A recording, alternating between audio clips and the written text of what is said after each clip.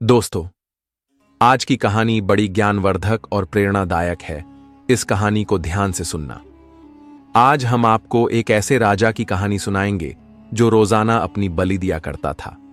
प्राचीन समय की बात है। राजा विक्रम की नगरी सूर्यपुर में एक सेठ रहता था, जिसका विदेशों में जहाजों के द्वारा व्यापार करने का कार्य था। उस सेठ के 7 बेटे थे। सब भाइयों में आकाश सबसे छोटा था। पिता ने 6 भाइयों की शादी कर दी थी, लेकिन 7वें की शादी करने से पहले ही वह सेठ ईश्वर को प्यारे हो गए। पिता के गुजर जाने के बाद जहाज लाद कर पार करने की सारी जिम्मेवारी 7 भाइयों पर आ गई और 7 भाई बड़ा दिल लगाकर अपने कारोबार में लगे हुए थे। आकाश को सबसे छोटा होने के कारण मां तथा बड़े भाइयों के साथ साथ भाभियों का भी खूब प्यार मिलता था।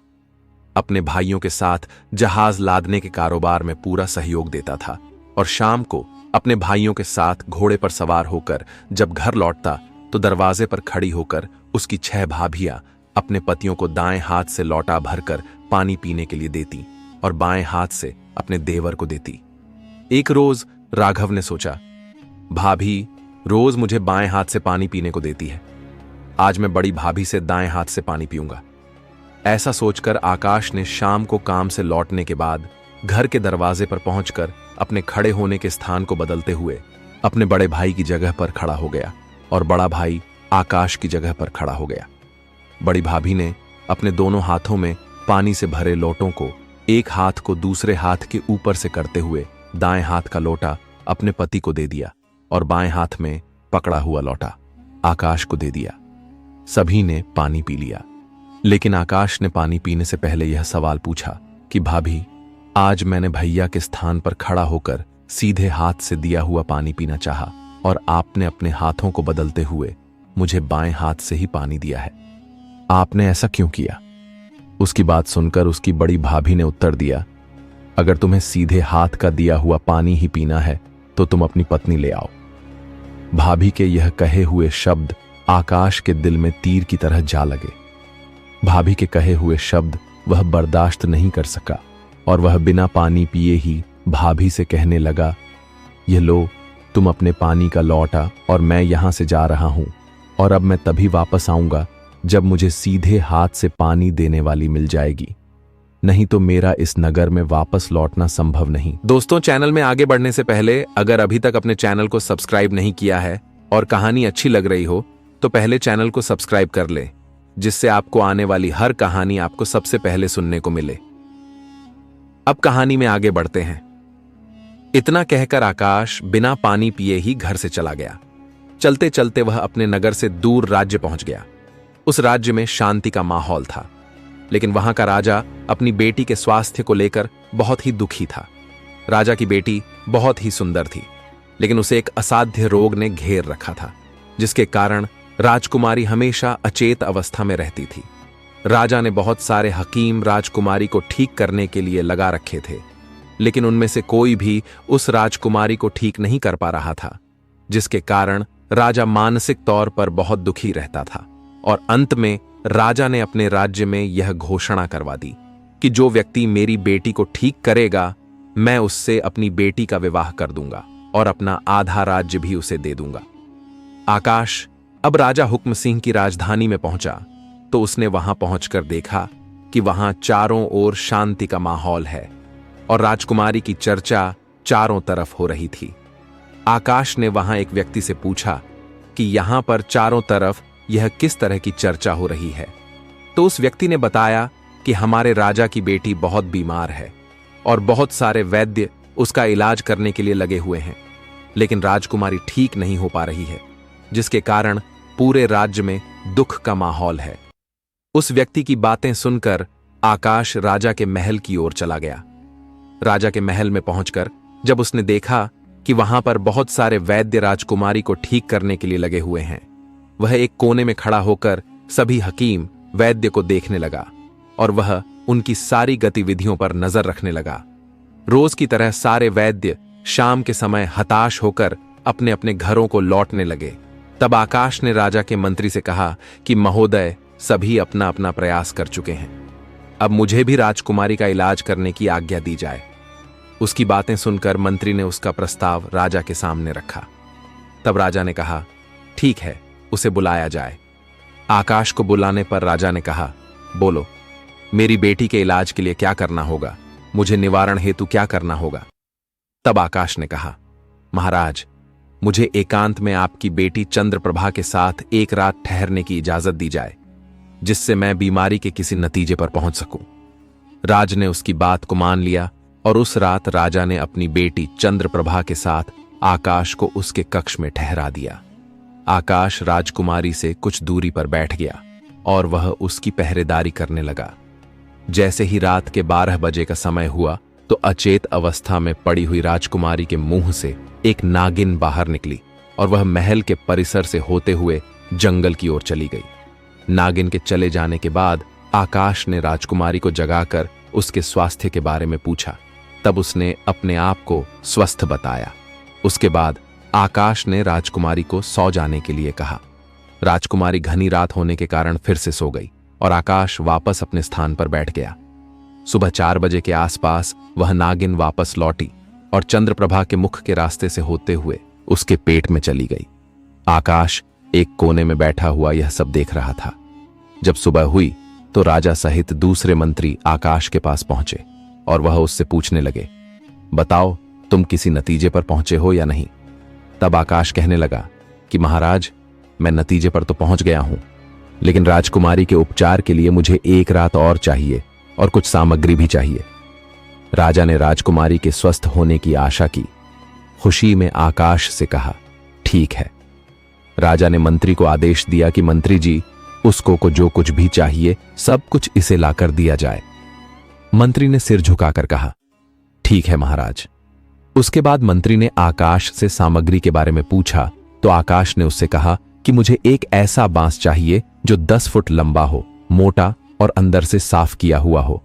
उस बांस का मुंह एक तरफ से खुला हुआ और दूसरी तरफ से बंद हो, खुले मुख की डांट भी हो, ताकि जरूरत पड़ने पर पास के उस खुले मुंह को उससे बंद किया जा सके। इस सारे सामान के साथ पहले की तरह एक रात का मुझे एकांत समय चाहिए। मंत्री ने जल्दी से वह सारा सामान तैयार करवाकर आकाश को दे दिया। अब सब शाम होने का इंतजार करने लगा। रात होते ही वह वैद्य के जाने के बाद फिर से उसी तरह से एक कोने में एक तरफ बैठ गया और रात के 12 बजे बजने का इंतजार करने लगा। जैसे ही रात के 12 बजे बजने वाले थे तो आकाश उठा और वह बांस को उठाकर उसे राजकुमारी के मुंह को लगाकर बैठ गया और वह नागिन के निकलने का इंतजार करने लगा। रात के 12 बजते जैसे ही नागिन मुंह से निकली वैसे भी उस बांस में चली गई। जैसे ही नागिन बांस में गई, आकाश ने कसकर डांट लगा दी। आकाश ने उस नागिन को बांस के अंदर बंद कर दिया। उसके बाद उस बांस को एक कोने में खड़ा कर दिया और आराम से सो गया। सवेरा होने पर राजा अपने मंत्रियों के साथ फिर से राजकुमारी के कक्ष में आए तो उन्होंने वहां आकाश को सोते हुए पाया। मंत्री ने आकाश को जगाया और पूछा, क्या तुम्हारा काम पूरा हो गया है? आकाश ने कहा, जी हाँ महाराज, मेरा काम पूरा हो चुका है, लेकिन एक काम अभी बाकी है, उसे आपको अपने सैनिकों के द्वारा पूरा करवाना है। तब राजा ने उससे पूछा कि बताओ क्या काम है? तब आकाश ने कहा, इस कोने में रखे बांस को ले जाकर अपने सैनिकों के द्वारा इस बांस को अच्छी तरह से कटवा दो। महाराज का आदेश पाते ही सैनिक उस बांस को ले गए और पत्थरों से उस बांस को कूट दिया, जिससे नागिन उछलकर उसके अंदर ही मर गई। उसके बाद आकाश ने राजा से कहा कि अब आप अपनी राजकुमारी को जगाए और उससे उसके स्वास्थ्य के बारे में पूछिए। राजा ने राजकुमारी को जगाया और उससे उसके स्वास्थ्य के बारे में पूछा। राजकुमारी पहले की तरह सामान्य स्थिति में जागी और खिले हुए चेहरे के साथ अपने पिता से मिलने के बाद अपनी मां के पास चली गई। राजा ने जब अपनी बेटी को स्वस्थ पाया तो राजा की खुशी का कोई ठिकाना नहीं रहा। राजा ने अपनी शर्त के अनुसार राजकुमारी का विवाह आकाश के साथ कर दिया। उसे अपना आधा राज्य देकर वहां का राजा बना दिया। आकाश कुछ दिन महल में रहकर ही अपना समय बिताने लगा। उसके बाद वह अपने राज्य को अपने ससुर को सौंपकर अपनी रानी चंद्रप्रभा के साथ अपने नगर सूर्यपुर आ गया। घर आने के बाद उसकी मां और भाभियों ने उन दोनों का भव्य स्वागत किया और वह दोनों अपने परिवार के साथ खुशी खुशी रहने लगे। उन दिनों सूर्यपुर नगर के बाहर सीमा के समीप हर वर्ष एक मेला लगता था, जिसमें वर्गास नाम का एक दानव आता था। वह दानव 13 विद्या निदान और बड़ा ही ताकतवर था। वह हर वर्ष मेले में आता और अपनी विद्या से एक सुंदर लड़की को मक्खी बनाकर अपनी जटाओं में लगा लेता था। इस तरह से वह लड़कियों का अपहरण करके ले जाता था और अपनी गुफा में ले जाकर 7 तालों के भीतर बंद कर देता था। राज्य की सीमा पर हर वर्ष की तरह इस वर्ष भी मेला लगा, जिसमें आकाश की 6 भाभियां चंद्रप्रभा को भी मेला देखने के लिए ले गई। मेले में वह वर्गास नाम का दानव भेष बदलकर घूम रहा था। जैसे ही वर्गासुर की नजर चंद्रप्रभा पर पड़ी तो उसे चंद्रप्रभा भाग गई। दानव वर्गासुर ने चंद्रप्रभा को अपनी मायावी विद्या से मक्खी बनाकर अपनी जटा में लगा लिया और वहां से अपने असुर में बनी एक गुफा की ओर चल दिया। वहां ले जाकर उसने चंद्रप्रभा को गुफा के अंदर 7 तालों के अंदर बंद कर दिया। उधर राघव की सारी भाभियां चंद्रप्रभा को मेले में चारों तरफ ढूंढ रही थीं। चंद्रप्रभा को ढूंढते ढूंढते उन्हें शाम हो गई, लेकिन उन्हें उसका कोई पता नहीं लगा। जब उन्हें चंद्रप्रभा नहीं मिली तो वह खाली हाथ मेले से वापस लौट आई। उनके घर आने पर राघव ने अपनी भाभियों से चंद्रप्रभा के बारे में पूछा तो भाभी ने उसे चंद्रप्रभा के गुम होने के बारे में सब कुछ बता दिया। राघव अपनी पत्नी से बहुत प्यार करता था, इसलिए सुबह होते ही चंद्रप्रभा की खोज में जाने की तैयारी करने लगा। जाने से पहले उसने अपने अस्त्र शस्त्र उठाए और एक तीर उसने अपने घर के आंगन में बनी हुई दीवार के अंदर गाड़ दिया। उसके बाद वह अपनी मां और भाभी से कहने लगा कि जिस दिन यह तीर जमीन पर गिर जाए उस दिन आप सभी लोग यह समझ लेना कि मैं इस दुनिया में नहीं रहा। यह कहकर वह अपने परिवार से विदा लेकर चंद्रप्रभा की खोज में निकल पड़ा। चलते चलते वह एक जंगल में एक साध्वी की कुटिया पर पहुंच गया। वहां जाकर उसने साध्वी को प्रणाम किया। साध्वी ने कहा कि बेटा, तुम मुझे बहुत थके हुए दिखाई दे रहे हो, तुम यहां जंगल में क्या करने आए हो? आकाश ने अपना सारा दुख साध्वी को बता दिया। तब उसकी बातें सुनकर साध्वी ने कहा, बेटा जाओ, मेरी कुटिया के पीछे 2 पात्र रखे हैं, जिनमें एक में नहाने का पानी है और एक में पीने का पानी है। पहले तुम अपनी प्यास बुझाओ और अपनी थकान दूर करो।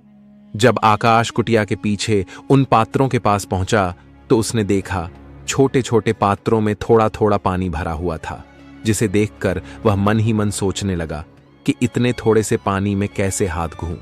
यह पानी तो मेरे हाथ में भी नहीं आएगा और इतना कम पानी पीकर उसकी प्यास कैसे बुझेगी। फिर उसने सोचा कि चलो मैं कोशिश करके देखता हूं। यह सोचकर उसने एक पात्र में से एक छोटा लोटा पानी का निकाल लिया और अपना मुंह हाथ धो लिया। उसके बाद जब उसने पात्र की ओर देखा तो पात्र में जितना पानी पहले था उतना ही पानी भरा हुआ था। इसके बाद वह नहाने के लिए बैठ गया और वह पानी का लोटा भर भर कर नहाने लगा।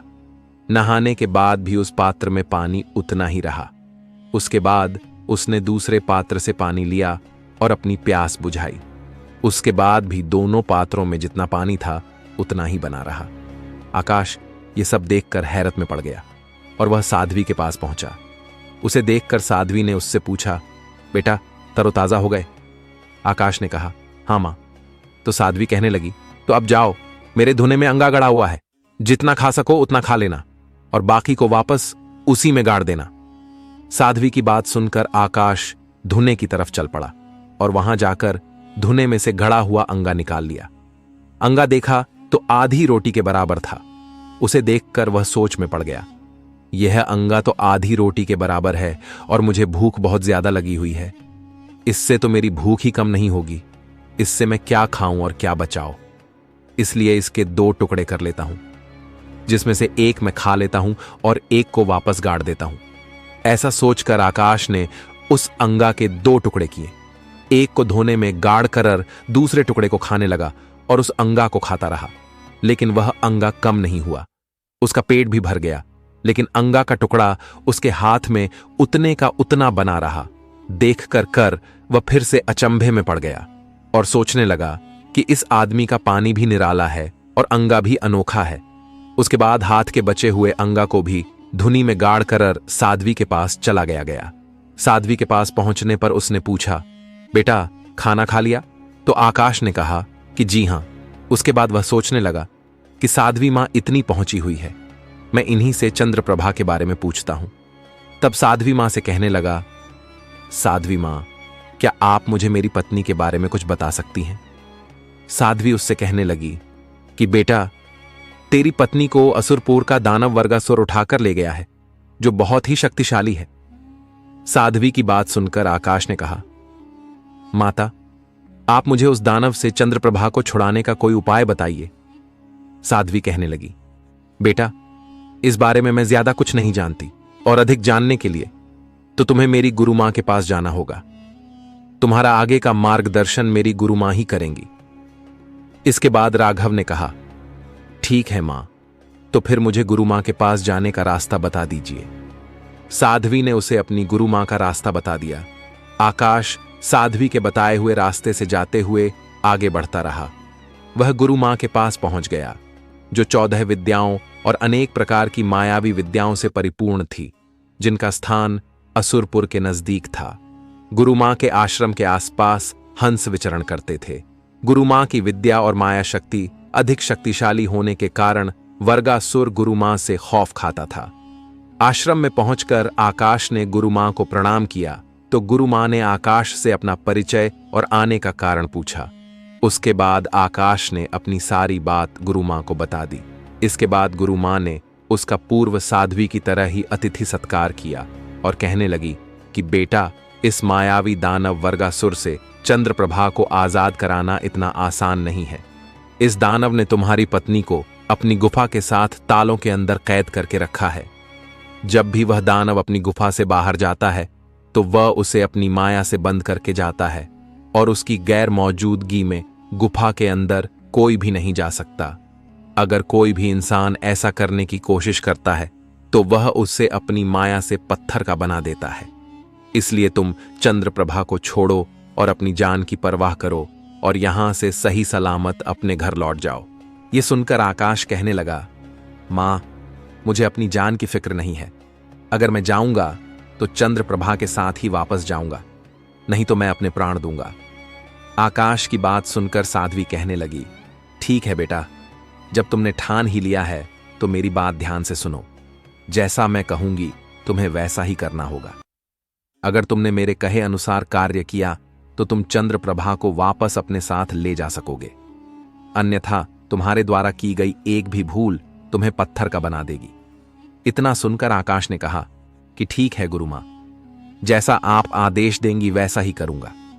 फिर साध्वी कहने लगी, बेटा, शाम का समय है, दानव अपनी गुफा पर होगा, इसीलिए इस समय जाना ठीक नहीं है।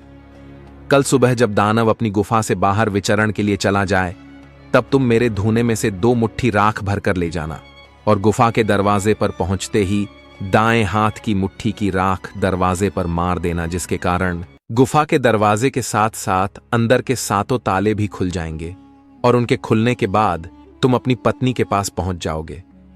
लेकिन अभी तुम सिर्फ उससे मिल सकते हो, लेकिन उसे ले जा नहीं सकते। उसे अपने साथ ले जाने के लिए तुझे क्या करना होगा यह मैं तुझे बाद में बताऊंगी। जब तुम अपनी पत्नी से मिलने के बाद वापस आओगे तो जो तुम्हारे दूसरे हाथ में राख होगी उसे दरवाजे पर फेंक देना, जिससे गुफा के दरवाजे फिर से बंद हो जाएंगे और तुम वहां से सीधे मेरी कुटिया में आ जाना। कोई तुम्हें तुम्हारे पीछे से आवाज लगाए तो तुम पीछे मुड़कर बिल्कुल मत देखना, और अगर तुमने पीछे मुड़कर गलती से देख लिया तो तुम पत्थर के बन जाओगे। आकाश ने कहा, ठीक है गुरु मां, मैं ऐसा ही करूंगा। उसके बाद आकाश खाना खाकर सो गया। सुबह होने पर वह जाने के लिए गुरु मां के आदेश का इंतजार करने लगा। जब जाने का समय हुआ तो गुरु मां ने उसे जो रात को बताया था वैसा ही कुछ दोबारा याद दिलाया। अब गुरु मां ने कहा, ठीक है, अब वह दानव गुफा से बाहर जा चुका होगा, अब तुम गुफा में जा सकते हो। गुरु मां का आदेश पाते ही आकाश वहां से चल पड़ा। गुफा के द्वार पर पहुंचकर उसने जो दाएं हाथ में राख पकड़ रखी थी उसे दरवाजे पर फेंक दिया, जिससे गुफा के दरवाजे के साथ साथ अंदर के 7 ताले भी खुल गए और वह बड़ी आसानी से गुफा के 7वें कक्ष में पहुंच गया, जहां उसने अपनी पत्नी को कैद में देखा। जैसे ही चंद्रप्रभा ने आकाश को देखा तो वह उसे देखकर रोने लगी और कहने लगी कि हे नाथ, आप मुझे यहां से ले चलो। वह भी उसे देखकर भाव विभोर हो गया और उससे कहने लगा, तुम चिंता मत करो, अब मैं आ गया हूं और मैं तुम्हें बहुत जल्दी यहां से लेकर जाऊंगा। अभी मैं तुम्हें यहां से लेकर नहीं जा सकता, तुम्हें यहां कुछ और समय रहना पड़ेगा। पति की बात सुनकर उसे संतोष हो गया। उसके बाद आकाश गुफा से बाहर आ गया और गुफा के दरवाजे से बाहर निकलकर उसने बाएं हाथ में पकड़ी हुई मुट्ठी की राख गुफा के दरवाजे पर फेंक दी, जिससे वह दरवाजा बंद हो गया। उसके बाद वह साध्वी की कुटिया की तरफ चल पड़ा। तभी दानव वहां आ गया और दानव ने आकाश को वहां से निकलकर जाते हुए देख लिया और वह पीछे से आकाश को मानव स्वर में आवाजें देने लगा कि हे पथ, तेरे पीछे तेरा सामान गिर गया है, उसे तुम ले जाओ। जब आकाश ने किसी मनुष्य की आवाज सुनी तो वह गुरु मां की कही हुई बात को भूल गया और उसने पीछे मुड़कर देख लिया। जैसे ही उसने पीछे मुड़कर देखा तभी वह पत्थर का बन गया। आकाश के पत्थर का बनते ही उसके घर के बाहर की दीवार पर लगा हुआ तीर गिर गया। जैसे ही वह तीर गिरा तो उसकी मां और 6 भाभियां रोने लगीं। शाम के समय जब उसके भाई अपने काम से वापस लौटे तो उन्होंने अपने घर में मातम छाया हुआ देखा तो अपनी मां से पूछा कि मां, आप सब रो क्यों रहे हो? तो उसने उन्हें बताया कि यह देखो, तुम्हारे अनुज भाई के द्वारा गाड़ा गया तीर आज नीचे गिर गया है। इसका मतलब यह है कि आज तुम्हारा भाई हमारे बीच में नहीं रहा। 6 भाइयों ने जब तीर को देखा तो कहने लगे कि मां, तुम चिंता मत करो, हम अब भी अपने छोटे भाई की खोज में निकलते हैं और उसे लेकर वापस आते हैं। इतना कहकर 6 भाइयों ने अपने तीर कमान उठाकर एक एक तीर दीवार में गाड़ दिया और मां से कहने लगे, आकाश की तरह ही हमारे तीर भी जब तक दीवार में खड़े रहेंगे तब तक हम सही सलामत रहेंगे। जिस दिन यह तीर दीवार से गिर जाए तो यह समझ लेना कि हम लोग भी इस दुनिया से जा चुके हैं। सभी भाई मां की आज्ञा लेकर अपने अपने घोड़ों पर सवार होकर छोटे भाई की खोज में निकल जाते हैं। सभी भाई अपने छोटे भाई की खोज में जाते जाते जंगल में उस पहले वाली साध्वी के पास पहुंचे। साध्वी की कुटिया में पहुंचकर उन्होंने उनको प्रणाम किया और उनसे पूछा, गुरु मां, क्या आपने हमारे आकाश नाम के छोटे भाई को देखा है? तब साध्वी ने आदर सत्कार करने के बाद कहा कि तुम्हारा छोटा भाई मेरी गुरु मां के पास गया था। आगे क्या हुआ होगा यह बात तो आपको मेरी गुरु मां ही बता सकती है। दोस्तों, कहानी में आगे बढ़ने से पहले अगर आज की कहानी आपको पसंद आ रही है तो चैनल को एक बार सब्सक्राइब कर ले, जिससे मैं आगे भी ऐसे ज्ञानवर्धक कहानी आपको सुनाता रहूं। दोस्तों, कहानी में अब आगे बढ़ते हैं। यह सुनकर सभी भाइयों ने साध्वी माता को प्रणाम किया और उनकी आज्ञा लेकर उनकी गुरु माता के पास आगे चल पड़े। काफी लंबा रास्ता तय करने के बाद वे सभी गुरु मां के आश्रम में पहुंच गए। वहां जाकर उन्होंने गुरु मां को प्रणाम किया तो गुरु माता ने उन सभी से पूछा कि आप लोग कौन हो और आप यहां किस लिए आए हैं और कहां से आए हैं। तब बड़ा भाई कहने लगा, गुरु मां, हम सभी आकाश के बड़े भाई हैं और आकाश और चंद्रप्रभा की खोज में हम घर से निकले हैं। उनकी बात सुनकर गुरु मां ने कहा कि आप लोग इतना लंबा सफर करके आए हैं, इसलिए थोड़ा विश्राम करके कुछ खा पी लो और यहां से वापस चले जाओ। उसके बाद उन सभी ने कहा, हम अपने अनुज भाई और उसकी पत्नी के बिना घर वापस नहीं लौट सकते हैं, हम उनको अपने साथ में लेकर ही जाएंगे। तो गुरु मां कहने लगी कि वह देखो, तुम्हारा भाई पत्थर का बना हुआ खड़ा है और तुम्हारे भाई की पत्नी उस दुष्ट राक्षस की गुफा में 7 तालों के अंदर बंद है। तुम्हारे भाई आकाश ने भी उसे गुफा से निकालने की कोशिश की थी। इसका परिणाम तुम्हारे सामने है। इसलिए अगर तुम अपनी जान की सलामती चाहते हो तो यहां से वापस लौट जाओ। गुरु मां की बात सुनकर सभी भाइयों ने कहा कि मां, हम घर जाएंगे तो अपने छोटे भाई और उसकी पत्नी के साथ ही जाएंगे, अन्यथा हम भी अपने प्राण त्याग देंगे। मां, हमारा भाई तो पत्थर का बन गया है, लेकिन उसकी पत्नी अभी भी उस दानव की गुफा में सही सलामत कैद है। तो गुरु मां, हम सभी चंद्रप्रभा से मिलकर आते हैं। जब गुरु मां ने उन सभी भाई के आपस में प्रेम को देखा तो वह कहने लगी कि ठीक है, जो भूल तुम्हारे छोटे भाई ने की थी वह भूल तुम लोग मत करना, अन्यथा तुम्हारा भी वही हाल होगा जो तुम्हारे भाई का हुआ है। वह सभी भाई कहने लगे कि गुरु मां जैसा आपको कहोगी हम वैसा ही करेंगे। तब गुरु मां ने उन सभी भाइयों को आकाश की तरह सारी बात समझा दी और वह कहने लगी, दानव को अभी अपनी गुफा में वापस लौट कर आने के लिए 3 घंटे का समय है। समय रहते ही तुम गुफा से वापस लौट आना और आते समय पीछे मुड़कर मत देखना। और उनको दोनों हाथ में धूनी की विभूत लेकर भेज दिया। वह सभी भाई उस दानव की गुफा पर पहुंचे और उन्होंने अपने दाहिने हाथ की विभूत दरवाजे पर फेंक दी, जिससे दरवाजे के साथ साथ गुफा के 7 द्वार भी खुल गए और सभी भाई गुफा के अंदर चले गए।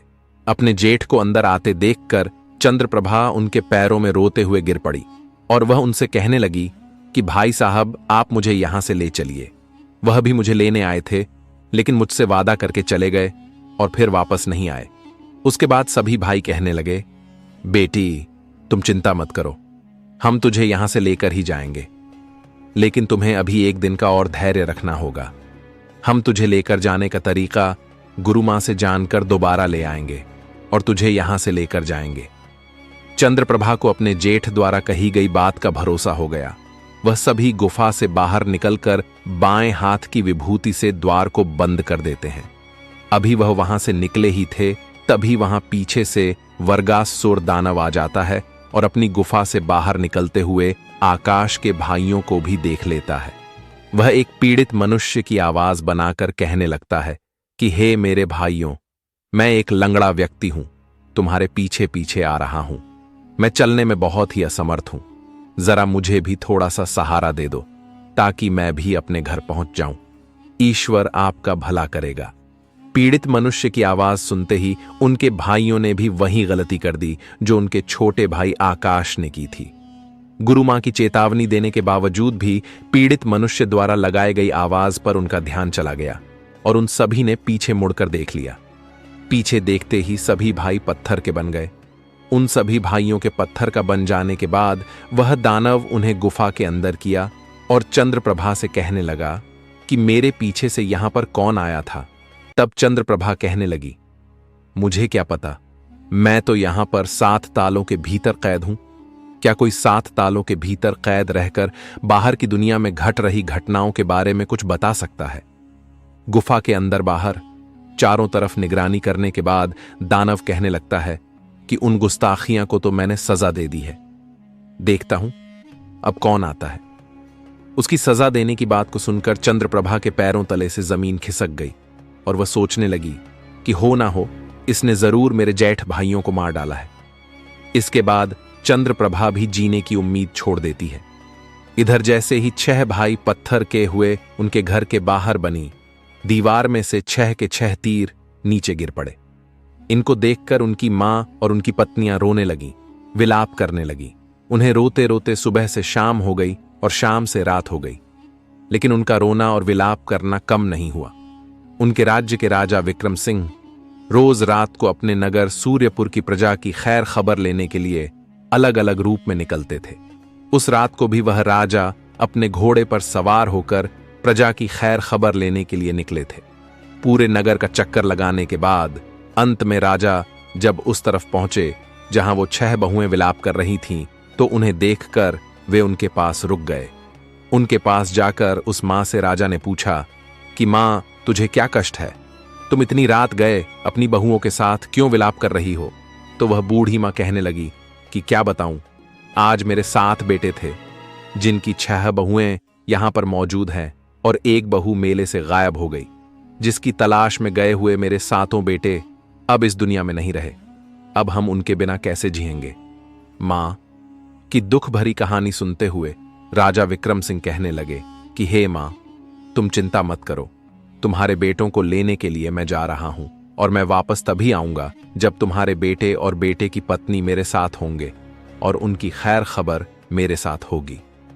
इतना कहकर राजा उस मां के 7 बेटों की तलाश में रात में ही निकल पड़े।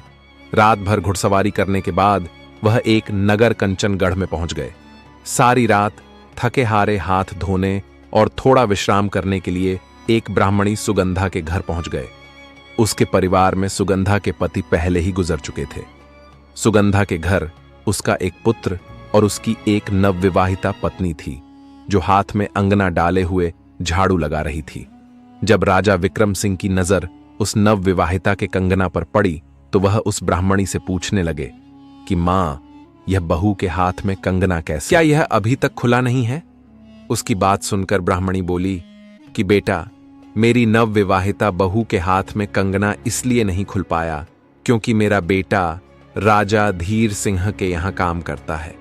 वह राजा धीर सिंह की पहरेदारी की नौकरी करता है और वहां से राजा ने उसे अवकाश नहीं दिया, इसलिए वह शादी करते ही वापस चला गया और बहू का कंगना इसलिए नहीं खुल पाया है।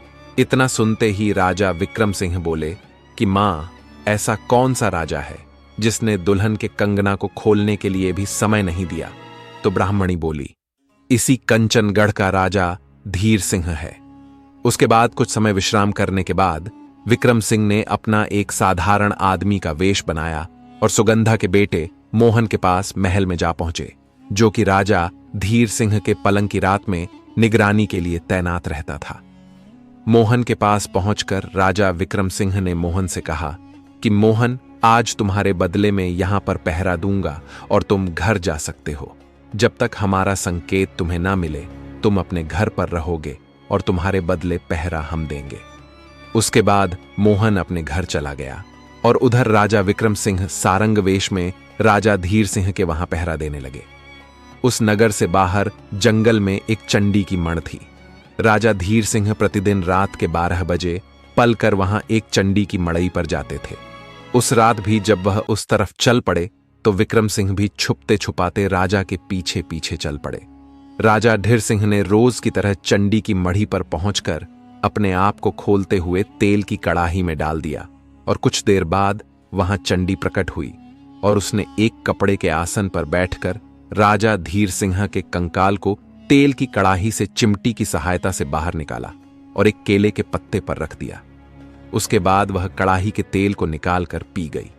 इसके बाद चंडी ने पास रखे औरत के पात्र में से कुछ बूंदें ली और उन्हें कंकाल पर डाल दिया, जिससे राजा धीर सिंह फिर से जीवित होकर खड़े हो गए।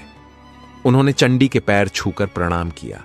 पैर छूते ही चंडी ने अपने बैठे हुए आसन को उठाकर राजा धीर सिंह को दे दिया और मां ने कहा कि धीर सिंह, अब इस आसन में से 1.25 मन सोना झाड़ ले।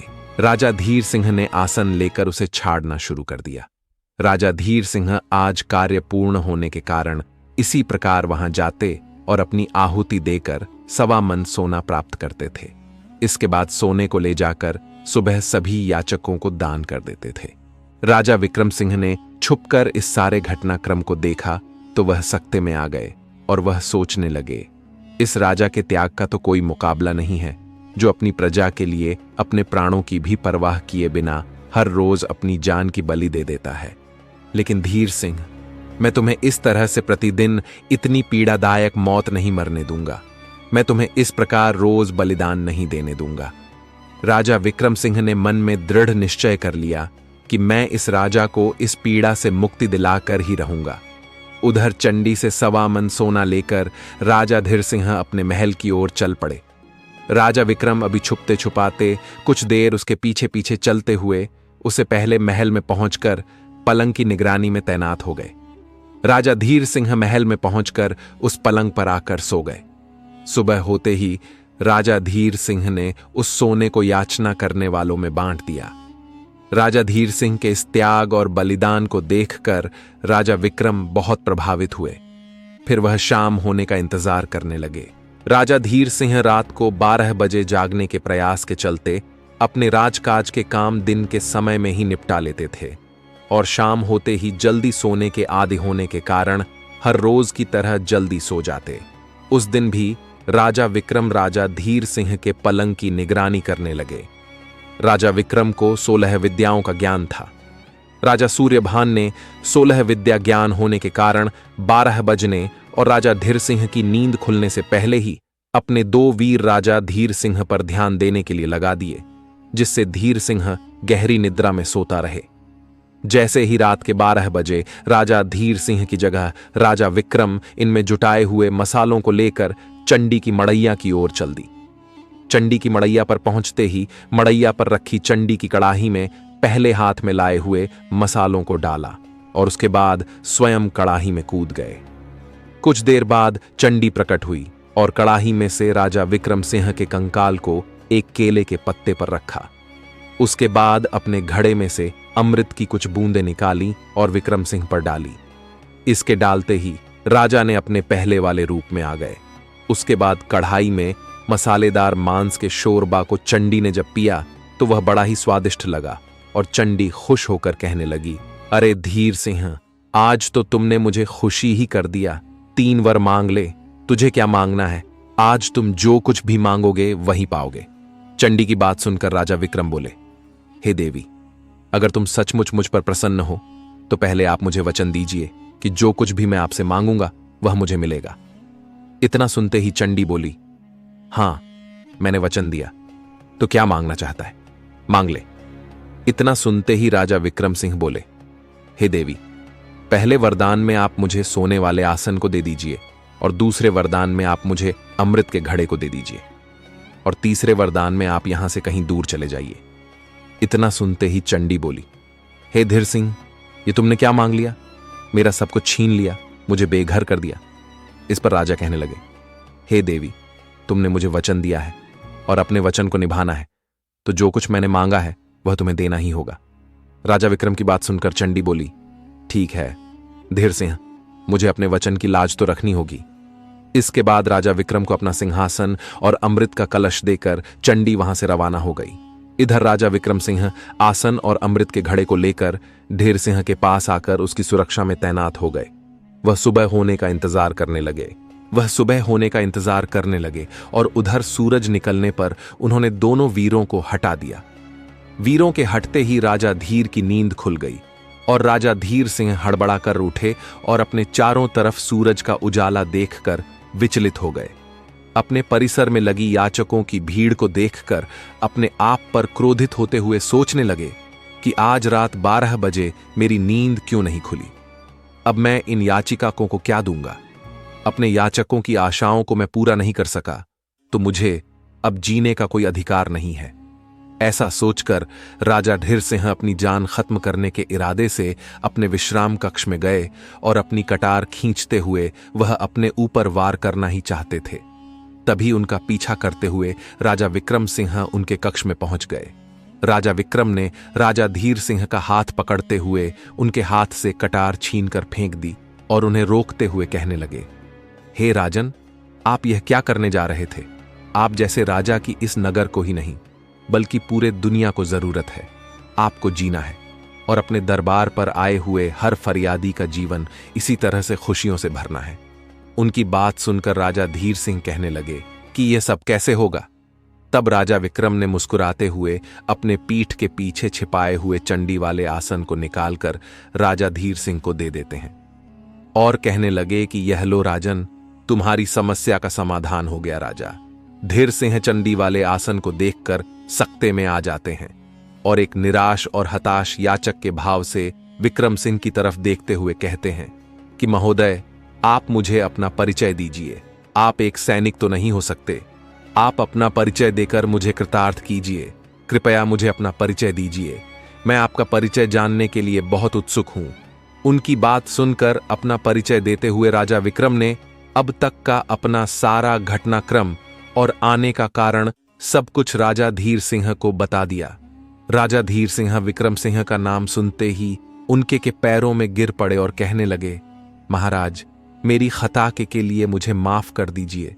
जिनके चरणों की धूल मुझे अपने माथे पर लगानी चाहिए थी, अनजाने में ही मैं उनसे अपने पलंग की निगरानी करवा बैठा। राजा धीर सिंह की यह बात सुनकर राजा विक्रम ने चंडी के चमत्कारी आसन को देते हुए कहा, यह लो, अब तुम्हें हर रोज अपनी आहुति नहीं देनी पड़ेगी और रोज सुबह 1.25 मन सोना प्रतिदिन मिलता रहेगा, जिससे आप अपनी रियासत का अच्छे से ख्याल रखना और ब्राह्मणी के बेटे मोहन को बंधन मुक्त करके तनख्वाह देते रहना। तब राजा धीर सिंह ने कहा, राजन, ऐसा ही होगा। इतना कहकर और चंडी से मिले अमृत के घड़े को साथ में लेकर राजा धीर सिंह से अनुमति लेकर राजा विक्रम अपने घोड़े पर सवार होकर आगे चल पड़ी और चलते चलते वह जंगल में पहली साध्वी के पास पहुंच गए और वहां आश्रम में पहुंचकर उन्होंने साध्वी को प्रणाम किया। उसके बाद साध्वी ने राजा विक्रम से उनका परिचय और वहां आने का कारण पूछा। राजा कहने लगे, मां, मैं राजा विक्रम सिंह परमार्थ पर कार्य हेतु निकला हूं। क्या आप मुझे 7 बेटों के बारे में कुछ बता सकते हैं? तब साध्वी कहती है, बेटा, मैं ज्यादा कुछ तो नहीं बता सकती। वह सभी भाई मेरे पास आए तो जरूर थे, लेकिन उसके बाद वह सभी मेरी गुरु मां से मिलने उनके आश्रम की तरफ गए थे। उनके बारे में ज्यादा जानकारी आपको मेरे गुरु से ही मिल सकती है। उनकी बात सुनकर राजा ने कहा, ठीक मां, तो मैं चलता हूं। साध्वी की आज्ञा लेकर राजा विक्रम ने उनकी गुरु मां के आश्रम की तरफ चल पड़े। चलते चलते लंबा सफर करते हुए राजा गुरु मां के आश्रम में पहुंच जाते हैं। वहां पहुंचकर उन्होंने गुरु मां के चरणों में दंडवत प्रणाम किया और उसके बाद गुरु मां ने राजा विक्रम सिंह से उनका परिचय पूछा और आने का कारण पूछा तो विक्रम बड़े ही भाव से कहने लगे, मां, मैं राजा विक्रम परमार्थ कार्य हेतु ब्राह्मणी के 7 बेटों की खोज में निकला हूं। राजा विक्रम के मुख से 7 बेटों का नाम सुनते ही गुरु मां कहने लगी कि बेटा, वे 7 भाई तो पत्थर के हो चुके हैं, उनके साथ तुम भी क्यों पत्थर का होना चाहते हो? वह 7 भाई कुछ नहीं कर पाए तो तुम क्या कर पाओगे? इसलिए बेटा, तुम अपनी जान की फिक्र करो और यहां से वापस लौट जाओ। गुरु माता की बात सुनकर राजा कहने लगे कि मां, मैं एक दुखियारी मां को उसके बेटों की खैर खबर लेने का वचन देकर आया हूं। उनको साथ में लिए बगैर मैं यहां से वापस नहीं जाऊंगा। अगर जाऊंगा तो उनको साथ लेकर ही जाऊंगा, चाहे मेरी जान ही क्यों ना चली जाए। राजा की बातें सुनकर गुरु माता कहने लगी, ठीक है बेटा, जैसी तुम्हारी इच्छा, लेकिन जो गलतियां 7 भाइयों ने की थीं, उन गलतियों को तुम मत करना, अन्यथा जो परिणाम उनका हुआ है वही तुम्हारा भी होगा। जैसा जैसा मैं तुझे कहती जाऊं तुम वैसा वैसा करते जाना। इस पर राजा विक्रम कहने लगे, ठीक है मां, जैसा आप आदेश देंगी मैं बिल्कुल वैसा ही करूंगा। गुरु माता कहने लगी, तो तुम ध्यान से सुनो, यह समय उस दानव वर्गासुर की गुफा में जाने का नहीं है। इसके लिए तुझे मेरे पास रहकर कल सुबह मेरे आदेश का इंतजार करना पड़ेगा। राजा विक्रम कहते हैं, ठीक है, मैं इसके लिए तैयार हूं। अगली सुबह दानव के गुफा से निकल जाने के पश्चात सुबह के समय गुरु माता राजा से कहती है, क्या तुम तैयार हो? गुरु मां की बात सुनकर राजा कहते हैं कि हां मां, मैं बिल्कुल तैयार हूं। फिर गुरु मां कहती हैं, ठीक है, तुम मेरे धुनी से अपनी दोनों मुट्ठी राख से भर लो और उस दानव की गुफा पर जाओ और गुफा पर पहुंचकर दाएं हाथ की मुट्ठी की राख गुफा के दरवाजे पर मार देना, जिसके कारण गुफा के सभी दरवाजे खुल जाएंगे और तुम गुफा के अंदर जा सकोगे। जब तुम चंद्रप्रभा से मिलकर बाहर निकलो तो तुम गुफा के द्वार पर बाएं हाथ की मुट्ठी की राख देना, जिससे गुफा का द्वार बंद हो जाएगा। उसके बाद तुम सीधे मेरे आश्रम में वापस आ जाना। अगर कोई पीछे से तुम्हें आवाज दे तो मुड़कर उसे मत देखना, नहीं तो तुम भी पत्थर के बन जाओगे।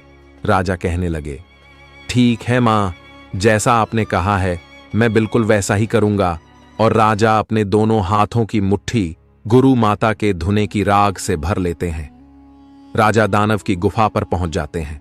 वहां पहुंचकर दाएं हाथ की मुट्ठी की राख को गुफा के द्वार पर फेंक देते हैं, जिससे गुफा के सभी दरवाजे खुल गए। राजा 7 तालों के भीतर कैद चंद्रप्रभा के पास पहुंच जाते हैं। राजा विक्रम को देखते ही चंद्रप्रभा उनके पैरों से लिपटकर रोते हुए कहने लगी कि आप जो कोई भी है, रहमदिल इंसान है, मुझे इस दानव से बचाइए। मेरे पति भी आए थे और मुझसे वादा करके चले गए, लेकिन लौटे नहीं।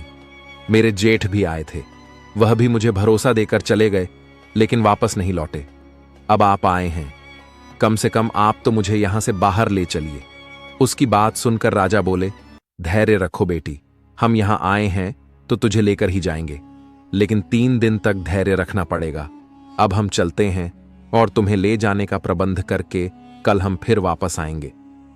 इतना कहकर राजा गुफा से बाहर निकल आते हैं और निकलते ही अपने बाएं हाथ की मुट्ठी की राख गुफा के द्वार पर फेंक देते हैं, जिससे दरवाजा फिर से बंद हो जाता है।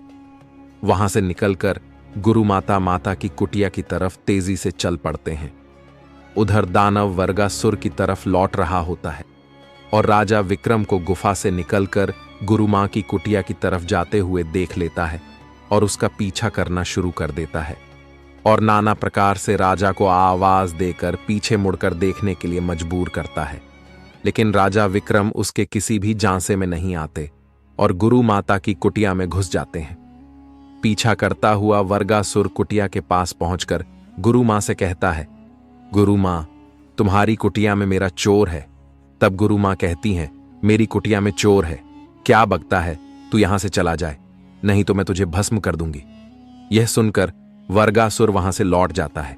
दानव के लौटते ही गुरु माता राजा से कहती हैं कि बेटा विक्रम, यही वर्गासुर महादान है, यह सोचिए कि इससे कैसे निपटना है। इस पर राजा विक्रम कहने लगे कि गुरु मां, मैंने सोच लिया है। तो गुरु माता कहती हैं, बेटा तुमने क्या सोचा है? राजा कहने लगे कि मैं कल गुफा में फिर से जाऊंगा। गुरु मां कहने लगी, गुफा पर जाने से क्या होगा राजा? कहते हैं तुम देखती जाओ मां, मैं क्या करता हूं। गुरु माता कहने लगी, ठीक है बेटा।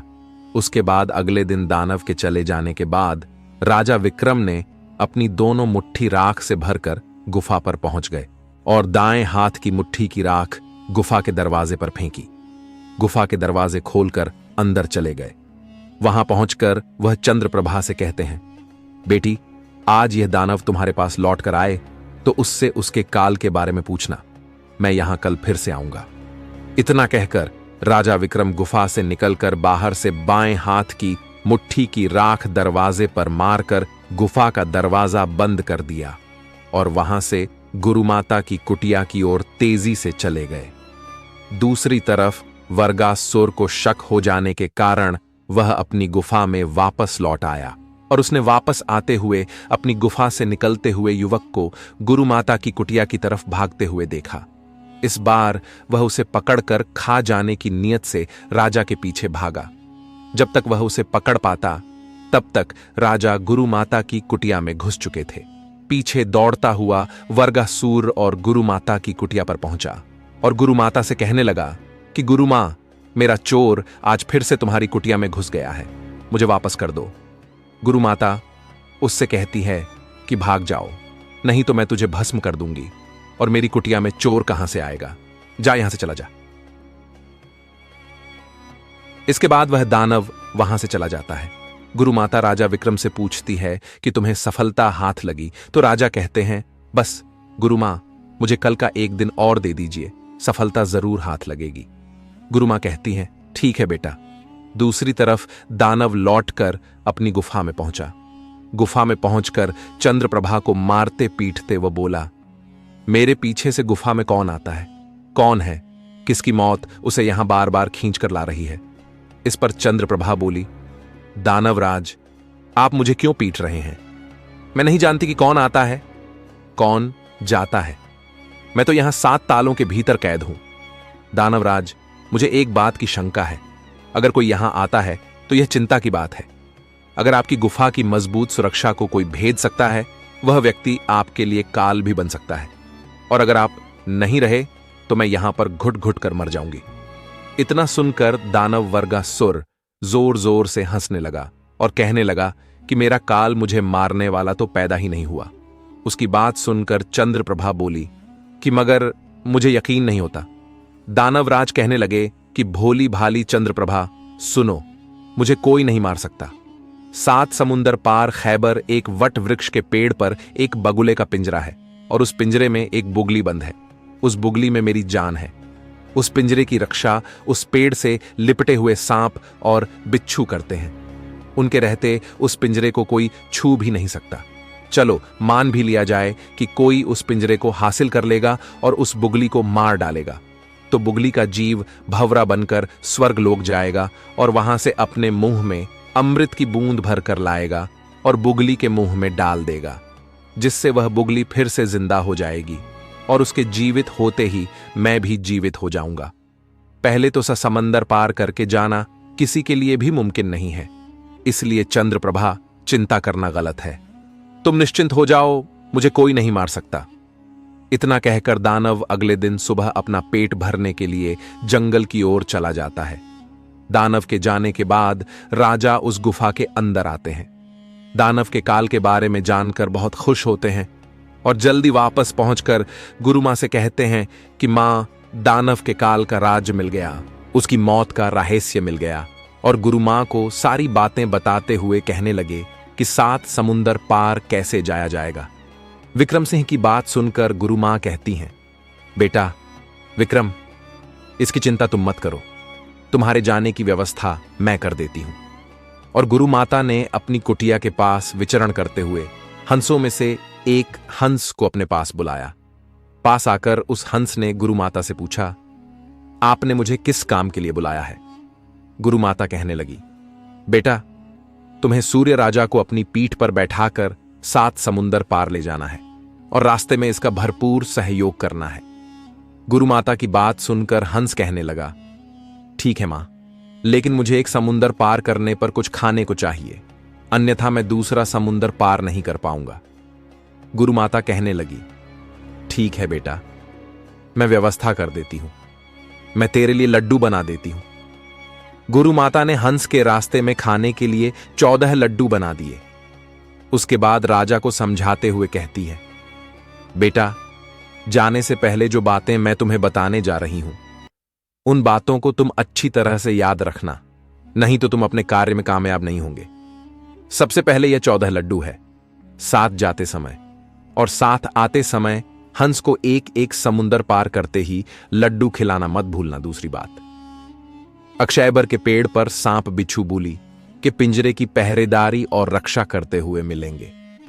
उन्हें चखमा देकर पिंजरे को उठाने के लिए तुम्हें 3 ही अवसर प्राप्त होंगे। उनके अंदर ही तुम्हें उस पिंजरे को उठाना है।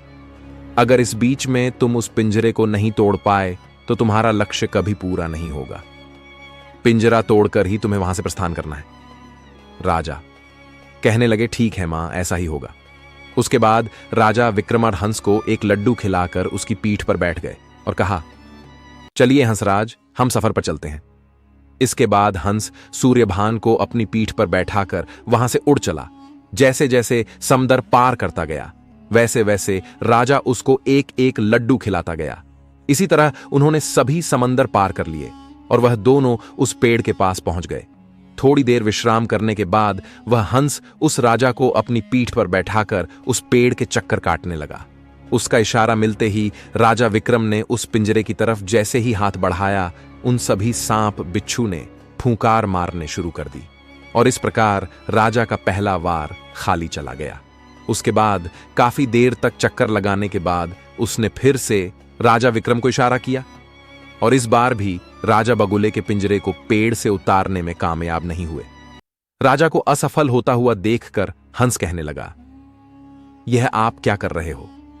अब हमारे पास एक आखिरी मौका बचा है और अगर आपने पिंजरा नहीं तोड़ा तो सबकी कराई मेहनत पर पानी फिर जाएगा। राजा कहने लगे, ठीक है हंसराज, इस बार मैं अपना वार खाली नहीं जाने दूंगा। उसने चक्कर काटते हुए जैसे ही इशारा किया, राजा ने सांप बिच्छू आदि सभी को चकमा देते हुए, झपट्टा मारते हुए बगुले के पिंजरे को तोड़ लिया और खुश होकर हंस से कहने लगे कि लौट चलो हंसराज, हमारा काम हो गया। और हंस ने वहां से वापस जाने के लिए उड़ान भरी। हंस ने एक समुंदर पार कर दो समुंदर पार किए। ऐसे ही एक एक करके 6 समंदर पार हो गए। बाद में 7वां और आखिरी समुंदर पार करने और हंस को 14 लड्डू जल्दी से निकाल कर देने के चक्कर में वह 14 लड्डू समंदर में गिर गया। हंसराज कहने लगे, राजन मुझे लड्डू खिलाइए, लड्डू दीजिए। राजन, मेरी शक्ति कम हो रही है, इससे पहले कि हम समंदर में गिर जाएं, मुझे लड्डू खिलाइए। राजा विक्रम कहने लगे कि हंसराज, लड्डू तो समंदर में गिर चुका है। राजा बड़ी मुश्किल में फंस चुके थे। वह लड्डू कहां से लाए और हंस को लड्डू कहां से खिलाए? अगर उसको लड्डू नहीं मिला तो घर के दरवाजे तक पहुंचकर सारी जंग जीतकर भी हम यहीं समंदर में डूबकर मर जाएंगे। राजा सोचने लगे कि नहीं नहीं, मैं ऐसा नहीं होने दूंगा। ऐसा सोचकर राजा विक्रम ने अपनी कटार निकाली और लड्डू के बराबर अपनी जान का मांस निकालकर लड्डू बनाकर हंस को खिला दिया। हंस ने अंतिम समुंदर पार कर लिया। समुंदर पार होते ही हंस राजा विक्रम को अपनी पीठ पर लिए हुए गुरु माता की कुटिया में पहुंच गया। हंस ने राजा को उतरने के लिए इशारा किया तो राज विक्रम उसकी पीठ से उतरकर लंगड़ा हुए गुरु माता की कुटिया में जाने लगे। विक्रम को लंगड़ा हुए देखकर हंस बोला, राजन, आप लंगड़ा क्यों रहे हैं? तब राजा ने लड्डू वाली सारी बात हंस को बतानी पड़ी। राजा विक्रम सिंह की बात सुनते ही हंस गिलानी से भर गया और कहने लगा, राजन, यह आपने क्या किया? पर काज की खातिर आपने अपने शरीर की भी परवाह नहीं की। आज आपने मुझे अपना आरनी बना लिया। खैर, आपका जो भी काम शेष है उसमें मैं आपका पूरा सहयोग करूंगा। दोनों के आश्रम में सकुशल लौटने पर गुरु माता विक्रम से बोली, बेटा, जिस काम के लिए तुम गए थे वह काम पूरा हुआ या नहीं? बगुले के पिंजरे को दिखाते हुए राजा बोले, मां, यह देखो, यही है वह बगुले का पिंजरा। गुरु मां, अब आप बताइए कि इसका क्या करना है? उसे देखते ही गुरु माता कहने लगी कि बेटा, यह बगुले नहीं, उस दानव की जान है। इसकी मौत ही दानव की मौत है। इतना सुनते ही राजा विक्रम ने बगुली के एक पंख को तोड़ दिया। बुगली का एक पंख टूटते ही जंगल में शिकार पर निकले हुए वरगास की एक बाजू टूट गई। बाजू के टूट जाने पर अपने ऊपर आए खतरे को भांपते हुए वह वहां से दौड़ पड़ा। इसके बाद राजा विक्रम ने बगुली के दूसरे पंख को तोड़ दिया तो दानव की दूसरी बाजू भी टूट गई। दोनों बाजू टूट जाने पर दानव तेजी से दौड़ लगाते हुए कुटिया की तरफ आता हुआ गुरु माता को दिखाई दिया। गुरु माता राजा विक्रम से कहने लगी कि वह देखो बेटा, वह दानव अब तुम्हारी तरफ तेजी से बढ़ रहा है, उसे रोको। इसके बाद राजा विक्रम ने बबूली का एक पैर तोड़ दिया तो दानव की भी एक टांग टूट गई और वह लंगड़ा हुए आगे बढ़ने लगा। उसके बाद राजा ने बगुली की दूसरी टांग भी तोड़ दी, जिससे दोनों का दूसरा पैर टूट गया और वह गिर पड़ा। लेकिन फिर भी वह लुढ़क हुआ राजा की तरफ बढ़ रहा था। गुरु मां कहने लगी, बेटा विक्रम सिंह, यह राक्षस अभी भी तुम्हारी तरफ लुढ़क हुआ आ रहा है और जब तक यह मर नहीं जाता तब तक यह तुम्हारे लिए खतरा ही है। इसे खत्म करो। गुरु मां का आदेश पाते ही राजा ने बगली की गर्दन को मरोड़कर फेंक दिया, जिसके कारण वह बगुली मर गई। बबूली के मरते ही वरगासुर दानव भी मर गया। बगुली के मरने के बाद बगुली का जीव के शरीर से निकलकर भंवरा बनकर स्वर्ग की ओर चला गया और स्वर्गलोक से अपने मुंह में अमृत की बूंद भरकर ले आया, जिसे वहां पर मौजूद उस हंस ने देख लिया। भंवरा बबूली की तरफ बढ़ ही रहा था कि हंस ने उसे पकड़ लिया और उसे पकड़कर चबाक खा गया। दानव का अंत हो गया था। दानव के अंत हो जाने के बाद उसका शैतानी साम्राज्य भी खत्म हो गया। उसकी गुफा के सभी दरवाजे अपने आप ही खुलते चले गए और गुरु माता से आज्ञा पाकर राजा विक्रम गुफा के अंदर गए और अंदर जाकर चंद्रप्रभा से कहते हैं, चलो बेटी, आज तुम्हारा वनवास पूरा हो गया। चंद्रप्रभा राजा के साथ गुफा से बाहर आई और गुफा के दरवाजे के बाहर पत्थर के बने पुतलों को देखकर पूछने लगी कि महोदय, यह किसके पुतले हैं? राजा विक्रम कहने लगे, बेटी, यह 7 पुतले हैं। ये सभी पुतले तुम्हारे पति और तुम्हारे जेठ भाइयों के हैं, जिनको इस दानव ने पत्थर का बना दिया था, इसीलिए यह सभी वापस लौटकर तुम्हारे पास नहीं पहुंचे। राजा की बात सुनकर चंद्रप्रभा रोने लगी। राजा विक्रम ने उसे शांत कराते हुए कहा कि नहीं बेटी, यह समय रोने का नहीं है और मुझे थोड़ा सा समय दो। इतना कहते ही चंद्रप्रभा चुप हो गई। राजा विक्रम ने अपने पास मौजूद चंडी से प्राप्त अमृत के घड़े में से अमृत की कुछ बूंदें निकालते हुए 7 भाइयों पर छिड़क दी, जिससे 7 भाई फिर से जीवित हो उठे। राजा के चरणों में गिरकर कहने लगे, प्रभु, आज आपने हमें नया जीवन दिया है। आप तो हमारे भगवान हैं। अब हम आपके संरक्षण में ही चलेंगे। राजा विक्रम ने चंद्रप्रभा सहित 7 भाई को अपने साथ लेकर गुरु माता के पास पहुंचे और उनसे मिलकर गुरु माता से कहने लगे कि गुरु माता हमें यहां से हंसी खुशी जाने की अनुमति दें। उसके बाद गुरु माता ने सभी को जाने की आज्ञा दी।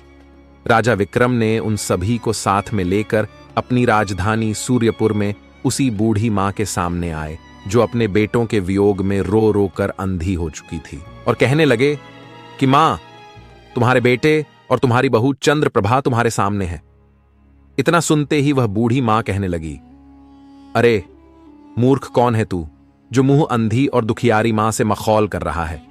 क्या तुम्हें ऐसा मजाक करने के लिए मैं ही मिली हूं? यह सुनकर राजा विक्रम बोले, नहीं मां, मैं तुझसे कोई मखौल नहीं कर रहा हूं।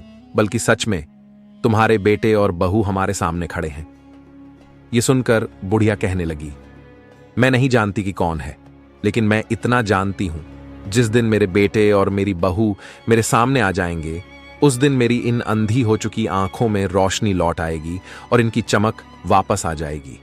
वह कहने लगा, ठीक है मां, जब आपका विश्वास इतना मजबूत है तो प्रभु का नाम लेकर अपनी आंखें खोलिए। और देखिए, बुढ़िया को कुछ भरोसा हुआ तो उसने अपनी आंखें बंद करके प्रभु का नाम लेकर फिर आंखें खोली, तो उसकी आंखों में वही चमक और रोशनी वापस आ चुकी थी। उसके बाद उसने अपने साथ बेटे और बहू को देखा तो उन्हें देखकर उसकी खुशी का कोई ठिकाना नहीं रहा। वह बुढ़िया महाराजा के पैरों में गिर पड़ी और कहने लगी कि मैं बूढ़ी मां। इतना सुनते ही राजा विक्रम ने उन्हें उठाकर अपने सीने से लगा लिया और कहने लगे, माता, तुम्हारी जगह मेरे चरणों में नहीं, बल्कि मेरी जगह तुम्हारे पैरों में है। एक मां का स्थान बेटे के पैरों में नहीं, बल्कि बेटे का स्थान मां के चरणों में होता है। मां ईश्वर का लाख लाख शुक्र है कि उसने मेरे वचन की और आपके विश्वास की लाज रख दी।